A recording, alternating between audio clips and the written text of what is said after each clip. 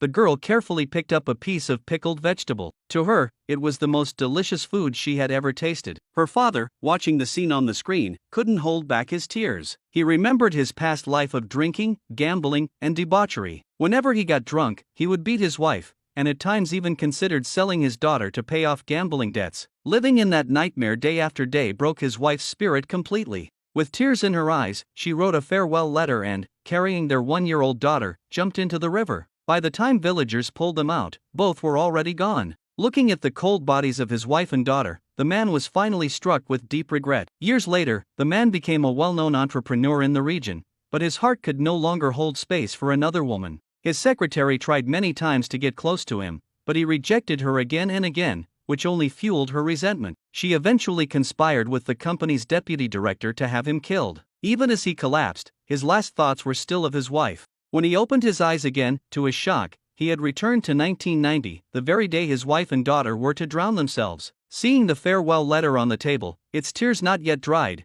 he slapped himself in regret and ran out in desperation. Since heaven had given him this chance to make amends, he swore to stop the tragedy and repay his wife and daughter with all his heart. Just as his wife was about to jump into the river, he arrived in time to stop her. But when she saw him, it was like facing a demon, her eyes filled with terror. The man quickly knelt before them, swearing he would truly change this time. But his daughter said tearfully, "Dad, that's what you said last time too." Then you hit Mom until she fainted.